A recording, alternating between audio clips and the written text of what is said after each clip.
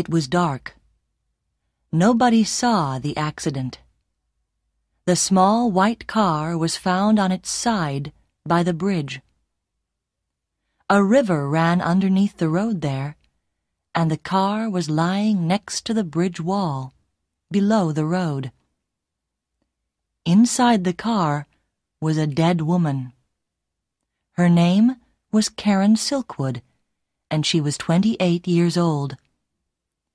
It was November 13th, 1974. How did the car come off the road? Why was it on the wrong side of the road? Why was it so far from the road? There was nothing wrong with the car. Karen Silkwood was a good driver.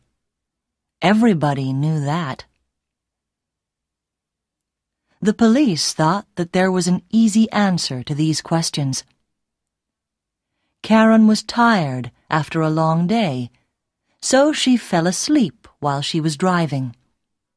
It could happen to anyone very easily. They took the car to a garage, and they took Karen's body to a hospital. But some people were not happy about the accident. First of all, her boyfriend, Drew Stevens. Also, a newspaper journalist from the New York Times and a union official from Washington. These three men were waiting for Karen on the night of the accident.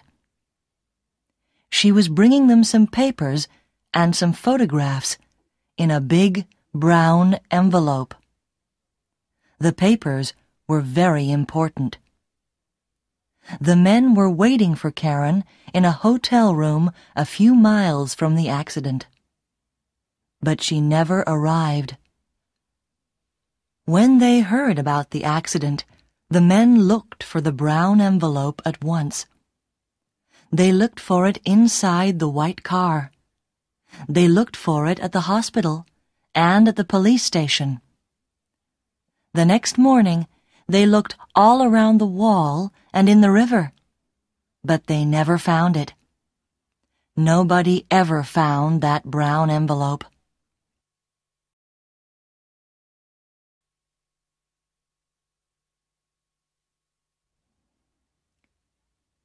Chapter 2. The New Job. The story of Karen and her brown envelope began in 1972 when she took a new job at a nuclear factory in Oklahoma. Before that, she worked as a secretary, but in 1972, she was really tired of a secretary's life. She looked in the newspaper and saw that there was a job at the nuclear factory. The pay was much better than a secretary's pay, and the work was more interesting. She went to see Mr. Bailey, the manager of the factory, and she was surprised and happy when he gave her the job immediately. He asked Karen to start work the next day. On her first day at the factory, Karen learnt a lot. Mr. Bailey told her that she had to wear a special white coat, some special shoes, and a white hat. "These clothes protect you from radioactive dust," he said. "There isn't really any danger, of course. Everything is safe here. We check everything all the time." "I see," said Karen. "You need an identity card to get into the factory every morning. Just give me a photograph of you, and I'll give you a card. A pretty picture of a pretty girl." He smiled. Karen didn't like that smile. "He thinks I'm stupid," she thought. "Why do men always think that pretty girls are stupid?" He was still speaking. "Now I'll call Mrs. Phillips. She'll take you round the factory and show you your laboratory. The manager there will explain the job to you. Don't worry, it's very easy." He smiled his thin smile again. The door opened and Mrs. Phillips came in. She was about 40 years old and a little fat. She looked afraid. "You wanted me, Mr. Bailey?" "Yes, Susan. This is Karen Silkwood. She's going to work with you in your laboratory. Could you take her around the factory and tell her about the work?" "Oh, I see. Of course, Mr. Bailey. Please follow me, Miss Silkwood." When the office door closed, Mrs. Phillips smiled at Karen and said, "That was lucky. Usually, if he calls me, he wants to shout at me about something. Please call me Susan. Can I call you Karen?" "Of course," said Karen. They walked down a long corridor with heavy doors on both sides. Susan opened one of the doors. "This is our laboratory." Karen saw 6 or 7 people in the room. They were all wearing white gloves, and their hands were inside a big glass box. There were holes in the side of the box, just big enough for hands. Everyone looked at Karen. "What's in the box?" Karen asked Susan. Everyone laughed. "Not chocolate," said one worker.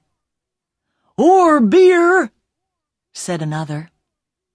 "Don't listen to them," said Susan. "It's fuel rods and uranium. We put uranium into the fuel rods. That's why you must always wear your gloves.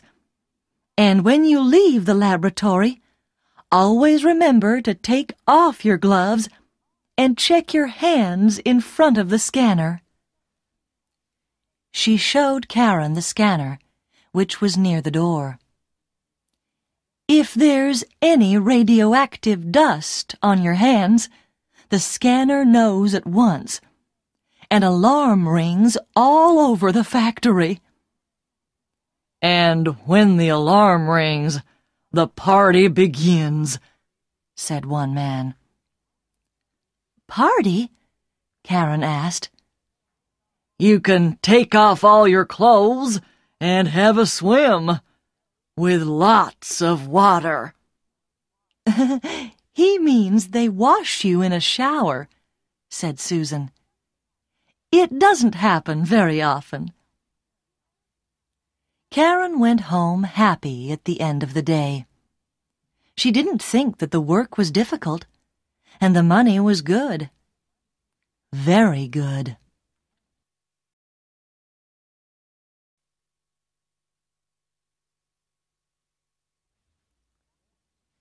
Chapter 3. Karen and Drew. At first, Karen liked her new job. She was an ordinary, small-town girl who liked ordinary things. A comfortable home, a glass of beer, an evening with good friends. Soon she had some new friends from the factory. She also liked Drew. He worked in another part of the factory, but everyone used the same coffee bar. She met him a few days after she started the job.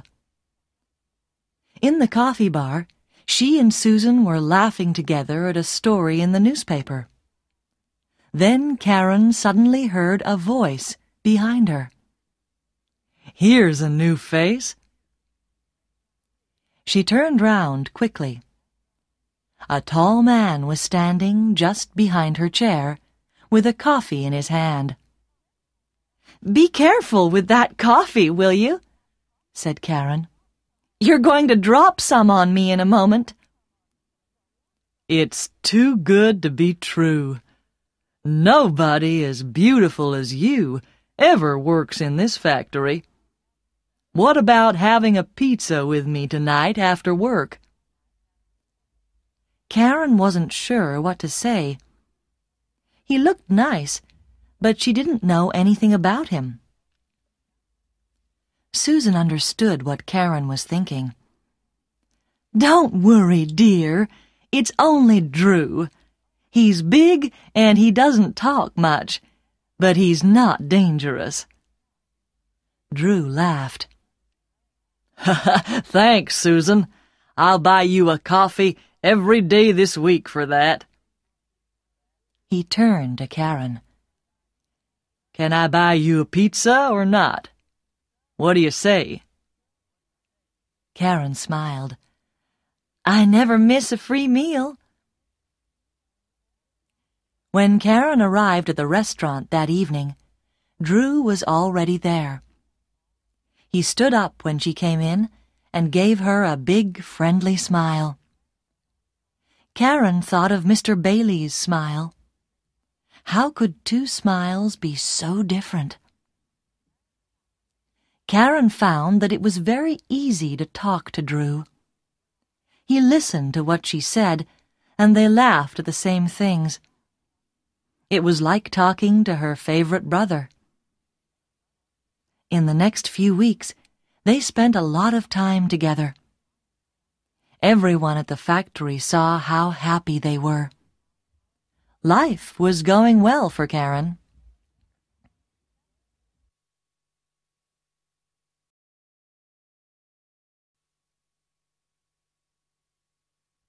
Chapter 4. The Shower. But in the summer of 1974, everything began to change. One evening, Karen and Susan were leaving the laboratory. First, Karen checked her hands in front of the scanner, and then, a minute later, Susan checked her hands. Suddenly, there was a terrible noise. It was like a high scream. Everybody could hear it all over the factory. Susan didn't move. She just looked at her hands. Then the door of the laboratory flew open. Two men in white coats ran in and took Susan by the arms. Before Karen could do anything, they pulled Susan through the door. The terrible noise of the alarm was still going. Karen shouted, "Where are you taking her?" Nobody could hear. Nobody answered. Suddenly, the noise stopped. Karen turned to the other workers. "Where will she be?" "In the shower room." Karen ran out of the laboratory and along the corridor to the shower room. Inside the room, Susan was screaming. Karen pushed open the door.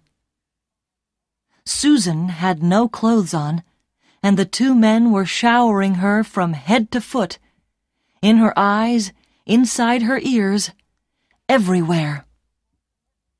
The water hit her body like stones. "Stop that!" shouted Karen. "You're hurting her!" "Not as much as radioactive dust can hurt her. One very small piece could kill her," shouted back one of the men. 10 minutes later, they stopped the shower. Susan's face was as white as snow, and she was shaking with cold. The men checked her body again with a hand scanner.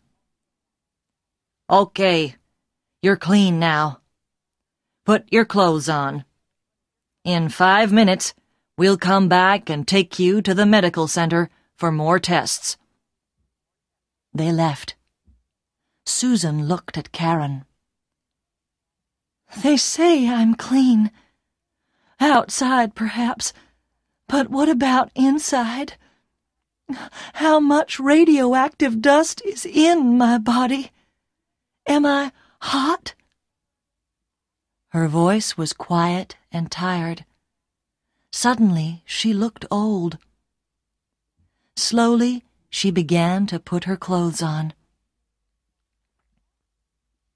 "Hot? What do you mean?" asked Karen. "Hot means radioactive." "I see."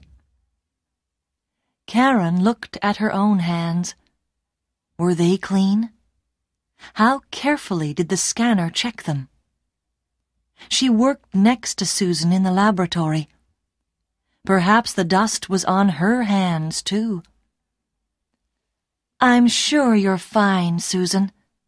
The men said you were okay, and the doctors will know." "Nobody knows. Uranium is very new. Nobody really knows what it can do to us." One of the men came back with a woman. "Come along, dear. Time for your medical tests." Then they saw Karen near the door. "What are you doing here? If you've finished work for today, you can go home." Karen did not listen to them. "Are you okay, Susan? Do you want me to come with you?" Susan shook her head. "No, it's okay. You go home, Karen. I'll phone you later. Don't worry about me. And thank you." The man and the woman took Susan's arms and walked down the corridor, with Susan between them. She looked very small and very afraid.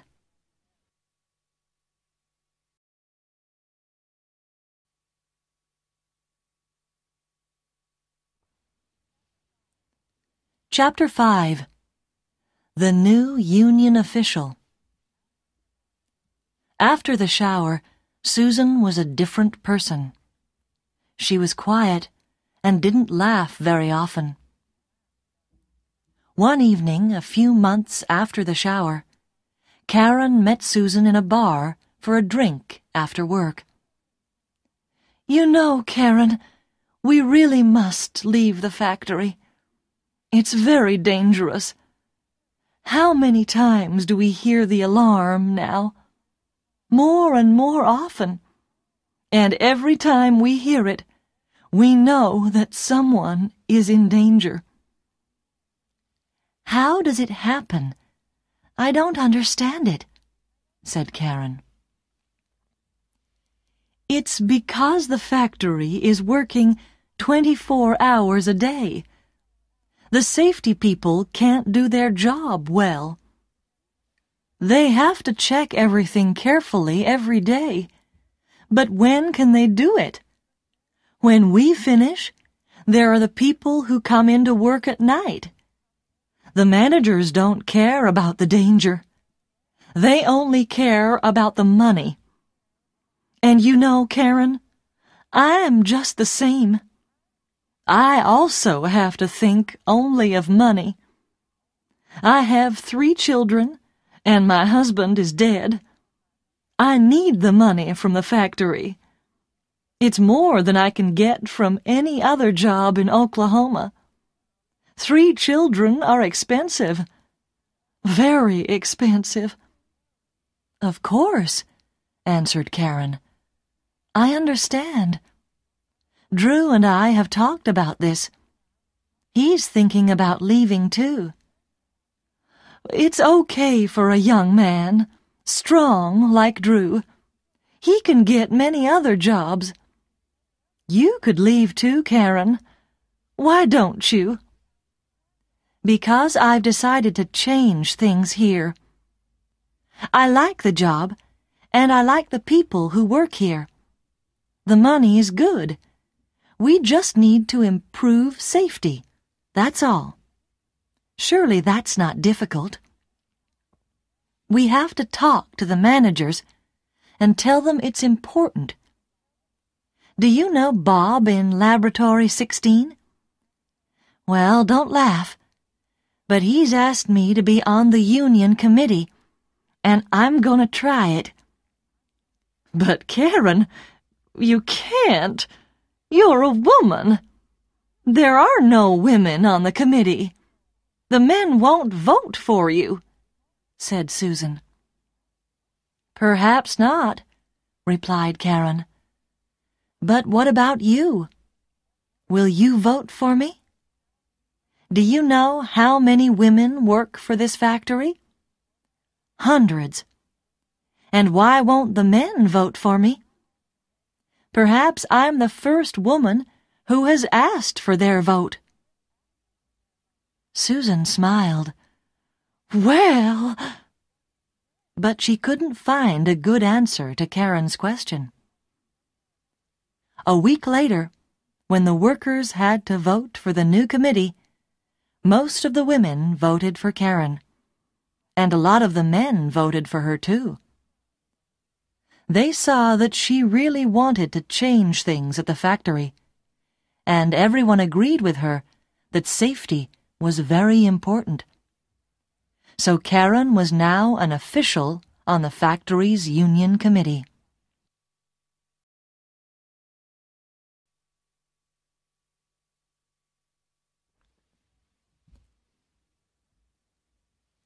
Chapter 6.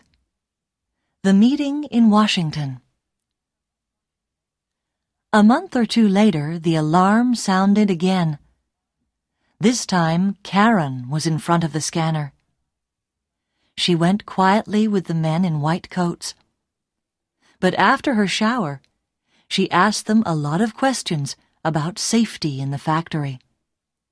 They didn't answer any questions. They just got angry. They knew she was on the union committee, and they were afraid of her. All the managers knew that Karen was on the committee because she always had a notebook in her hand.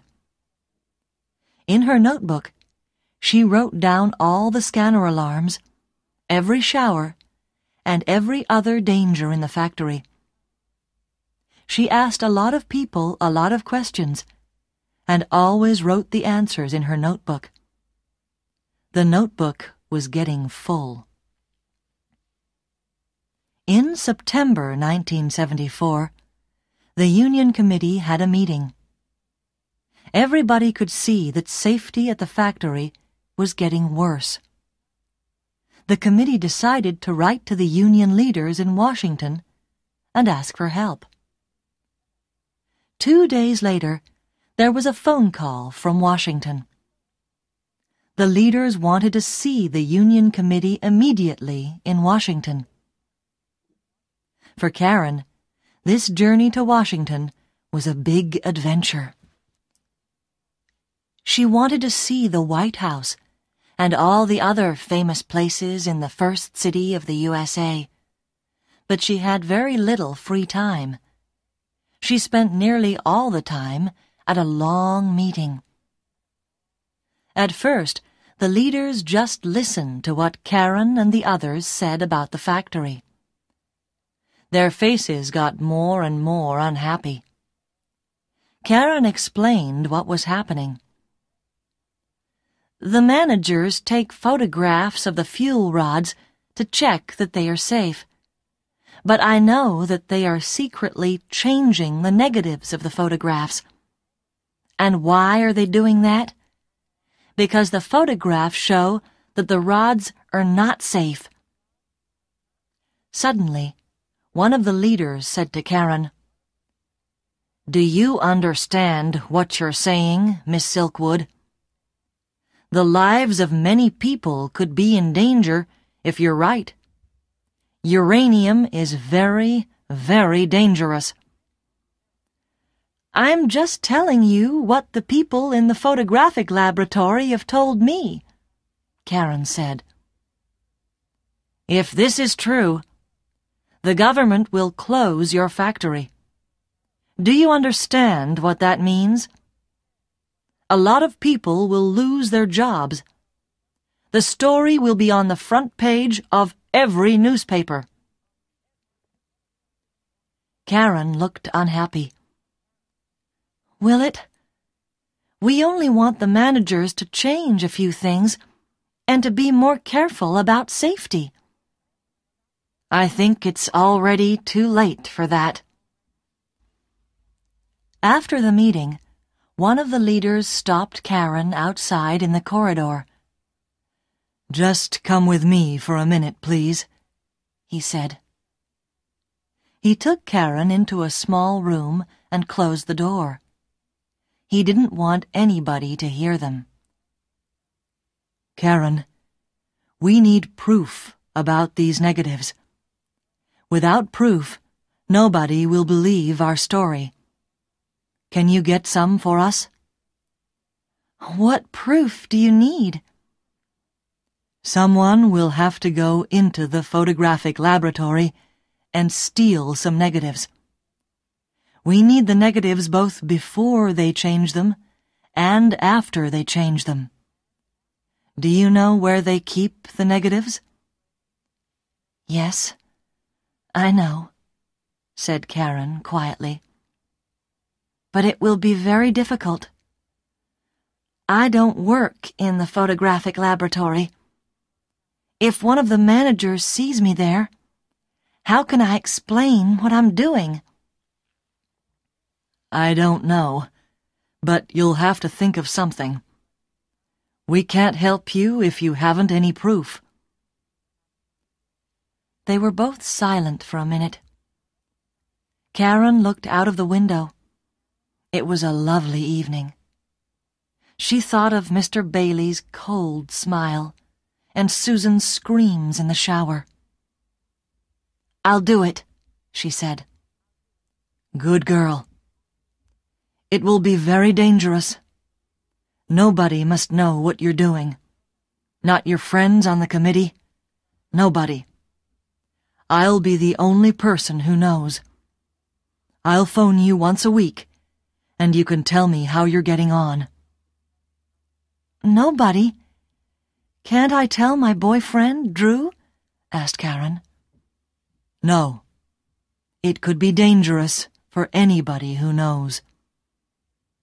"I see. Okay. I'll do what I can," said Karen slowly. "Be very, very careful. You're a brave girl. I'd like to thank you for agreeing to do this." Karen stood up. Outside the window, the sun was still shining, but she felt cold and lonely. "Can I phone you if I need to speak to someone?" "Of course. Any time, day or night. This is my card with my name and phone number." Karen took his card. She saw that his name was Pete. She looked at him once more, and then she left the room.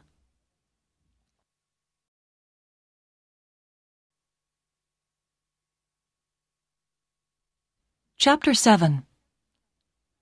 The Brown Envelope. When she arrived back from Washington, Drew was waiting at the airport. "Did you have a good time?" "Not really. Things are worse at the factory than we thought. The union leaders are going to send some doctors to the factory to talk to everyone about the dangers of uranium." "Poor Karen. You look very tired. Let's go home, have a beer, and listen to some music. Forget the factory for one evening."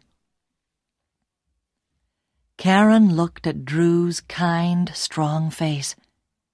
She wanted so much to tell him, but no, she mustn't tell anybody. She tried to smile. "Okay, what about a pizza at our favorite restaurant?" she said.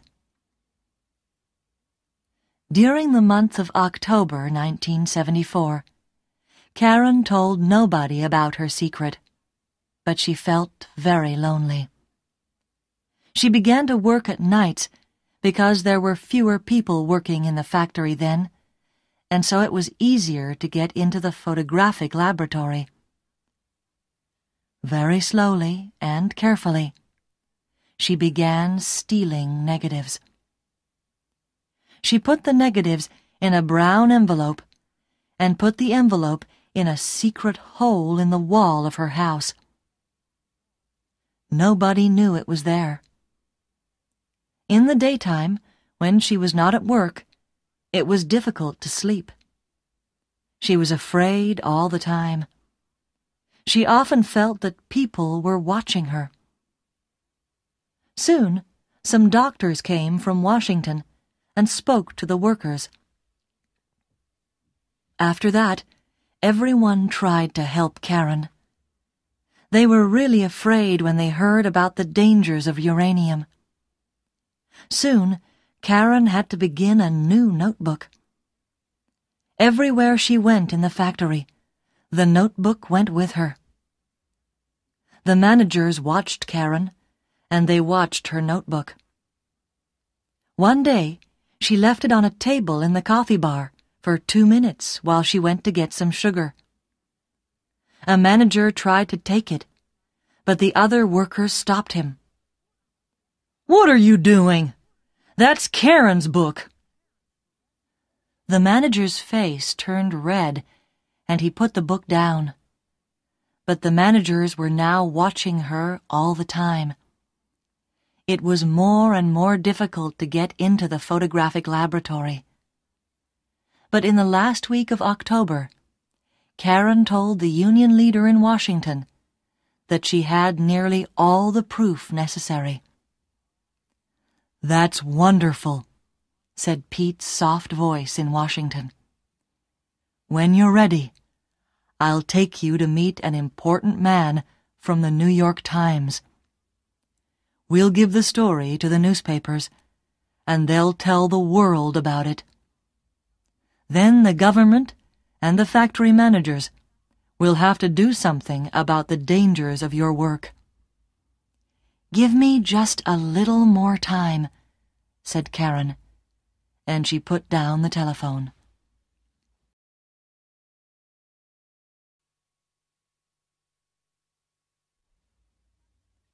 Chapter 8. A Hot Home. At the beginning of November, Karen was ready for the meeting with the New York Times journalist. The brown envelope was full. Then Drew decided to leave his job at the factory. He told Karen that the work was too dangerous. He wanted Karen to leave, too. "Not yet," Karen said. She wanted to stay until the meeting with the New York Times. She knew she would have to leave the factory after that. But how could she explain to Drew? Karen was now working during the daytime again, and on the evening of November 6th, she passed the scanner on her way out of the laboratory. Suddenly, the alarm sounded. She had to have another shower. After the shower, she went home, very tired and unhappy. After she arrived home, she went to the bathroom for a quick wash, and then she went to the kitchen to make a sandwich for the next morning at the factory. Then she went to bed. The next morning, November 7th, she got up and went to work. She was still tired, and she forgot to take her sandwich out of the fridge. On the way into her laboratory, she passed the scanner. Immediately, the alarm sounded. Everyone stopped what they were doing. The alarm never went off when people arrived, only when they left. Everyone looked at Karen. "Perhaps the scanner's wrong," said Susan. But the men in white arrived and began to pull Karen out of the room. No, please, not again. All my body hurts from the shower last night. But nobody listened. They showered her again. But after the shower, she didn't pass the usual scanner test. There was still something radioactive in her body. "What does it mean?" asked Karen. Nobody answered. A doctor arrived and checked the test again. He shook his head. "Where were you last night?" he asked. "Here," said Karen. "I was working late." "Where did you go after work?" "Home, of course. I was tired, so I went to bed." "Are you sure?" "Sure? Of course I'm sure." "Did you see anyone?" "Only the other girl in my house, Paula. I just said good night to her. She was already in bed." "Okay, let's go," said one of the men in white. "Where?" "What's your address?" 26 3rd Avenue West. Why?" "Get in the car. Don't ask stupid questions. We don't answer questions from thieves." "Thieves? What have I stolen?" "Get into the car." Someone pushed Karen into a big white car. It was full of more men in white. They were all wearing the special white clothes and hats to protect their faces and bodies, and they were all holding scanners. They drove to Karen's home and opened the door with Karen's key. "Stay in the car!" one of the men in white shouted at Karen. But Karen didn't listen to him. She followed them to the house and looked through the windows. The men went all round the house with the scanners, and everywhere was radioactive. The kitchen, the bedroom, the bathroom. The kitchen was very hot, and when the men opened the fridge, the noise from the scanners was very loud. The men followed the noise to the sandwich. "I suppose she made this last night," said one of the men. "Stupid girl. She's lucky that nobody has eaten it." They put the sandwich carefully into a bag. That was only the beginning. Soon all Karen's things were in bags. Her clothes, her books, her photos. When they took her photo of Drew, Karen couldn't stay quiet any longer. "What are you doing? It's just a photo." "Be quiet," they told her. "Don't you understand anything? Your house is very radioactive. The walls are hot, too. We can't leave anything in the house. It's not safe. Think of the people next door. Now we're going to lock the house, and nobody must go in again. Phone your friend Paula and tell her to find somewhere to sleep tonight. Don't tell her too much. Nobody must know what's happened here. People won't understand, and they'll begin to worry and get afraid. That's not good for the factory." "The factory? Who cares about the factory? What about me?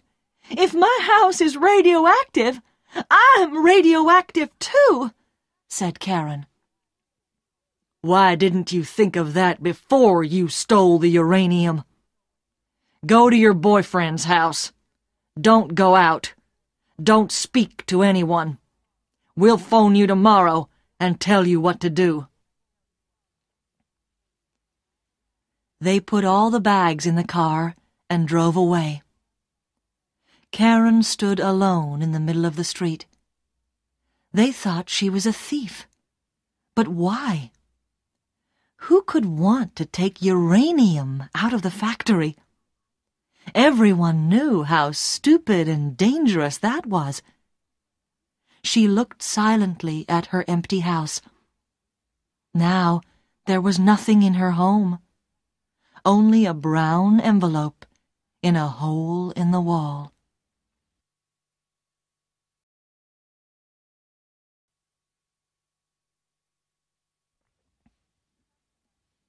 Chapter 9. Where to go? Karen tried to think. She was hot. Perhaps she was dying. She was dangerous to other people, dangerous to Drew. She couldn't phone him. She was alone. She forgot about Pete in Washington. She sat down on the ground and cried. She wanted to die quickly. 3 hours later, Drew found her there. She was still sitting on the ground. Her face was white and empty. She didn't look up when he walked across to her. "Karen, my Karen, come with me at once. Someone from the factory phoned me. I know everything. Karen, look at me." "Don't come near me. I'm dangerous to you." "Don't be stupid. I talked to the doctor at the factory. He says you're not dangerous to anyone. You've had a shower, so your body's not radioactive now." Karen looked up into his face. "And you believe him? Do you still believe anybody in that place? Do you also believe I stole uranium from the factory?" "Of course not. Did they say that to you? That's terrible. Wait until tomorrow. When I get in there, they'll be sorry they ever said that to you." "It's no good, Drew. I'm dying," said Karen quietly. "I don't know how this happened, but I know one thing. There are people at that factory who want to see me dead." "Karen, you're tired. You need a holiday. You must leave the factory like me. Come home with me now." "Home? I haven't got a home anymore." Karen put her head in her hands. Drew looked at the empty house. His face was white and angry. "Did they do that too?" "Karen, my home is your home from now on." He took both Karen's hands and pulled her to her feet. He helped her to his car and took her home.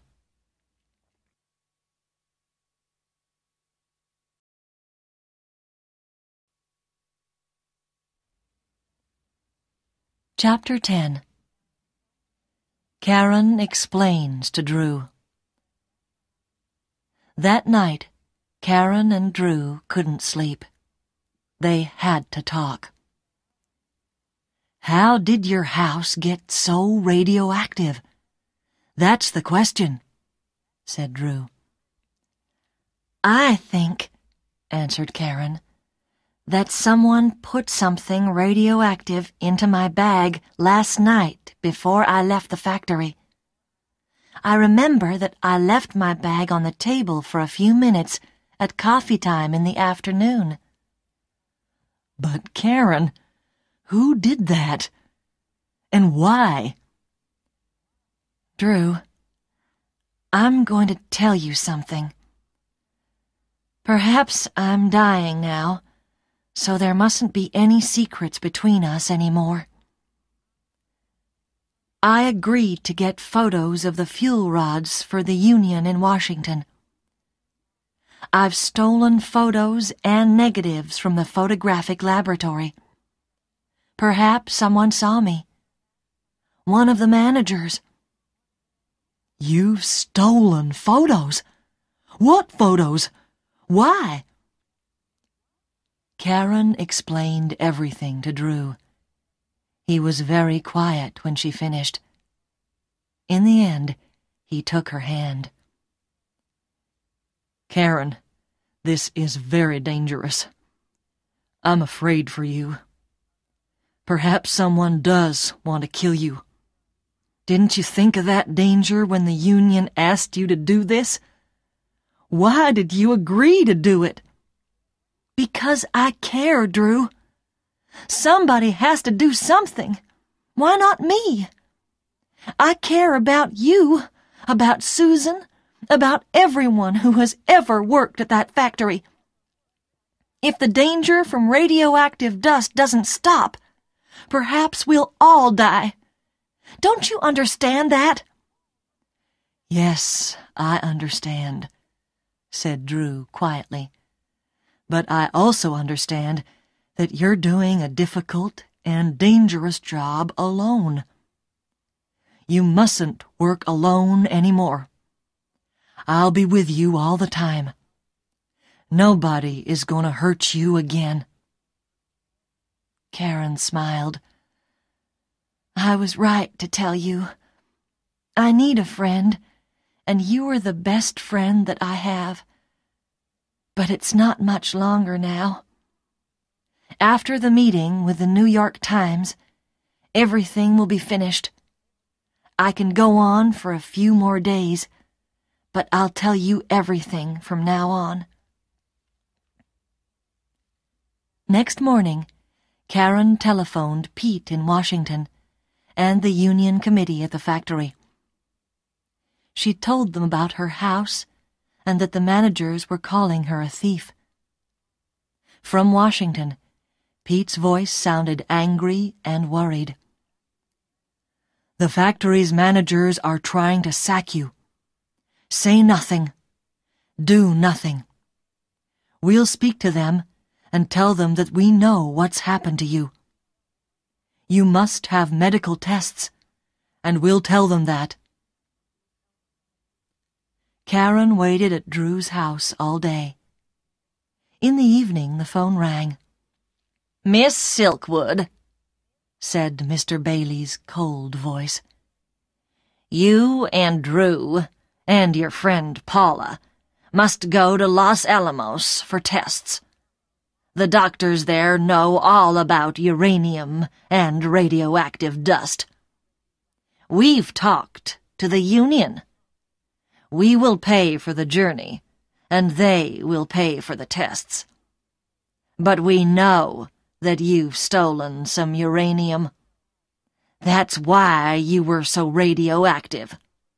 There's no other answer. The phone line went dead. Karen looked at Drew. You and I are going to Los Alamos for medical tests. But I'm sure now. The managers know. They know what I've really stolen. And they'll look for them while we're away. They'll tell everyone that they're looking for the stolen uranium. But they won't find anything. They won't find their negatives.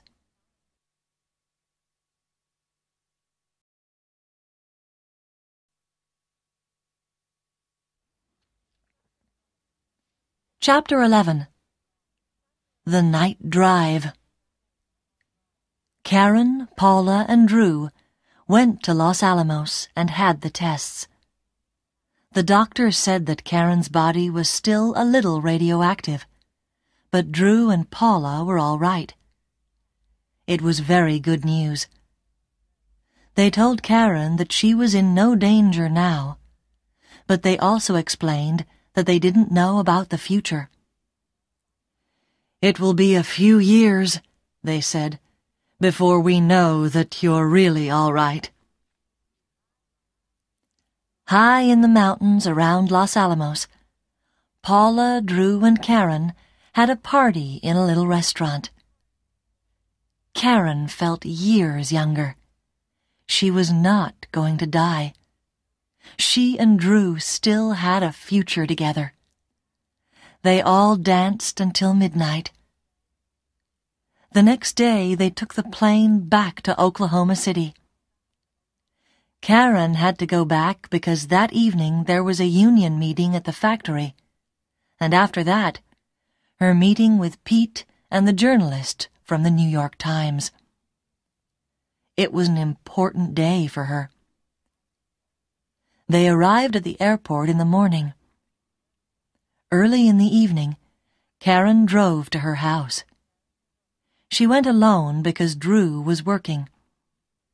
She used her key and went quietly into the house. She was only inside the house for 3 minutes, and then she left immediately and went to the union meeting at the factory. That night at the meeting, Karen had a big brown envelope in her bag. The envelope was too big for the bag, so everyone could see it. All the workers were very happy to hear that Karen was all right. They were afraid that she was very ill, so when they saw her looking happy and well, everyone felt better. "She looks as happy as she did a year ago," thought Susan. "A pretty, happy girl who likes a good time and a good laugh." After the meeting, a lot of people wanted to talk to Karen and ask her about the last few days. "I'm sorry," she said. "I can't talk to you now. I have to go to another meeting." "With your good-looking Drew?" asked someone with a friendly laugh. "Yes," said Karen, "with Drew, and 1 or 2 other people." She smiled.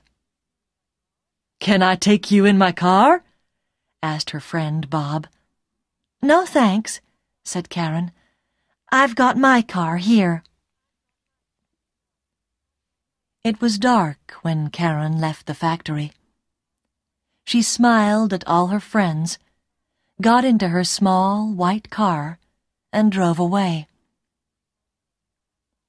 Karen never arrived at her meeting with Drew, Pete, and the journalist from the New York Times. On the road to the meeting, a few miles from the nuclear factory, she had an accident by a wall near a river. It was November 13th, 1974. Nobody ever found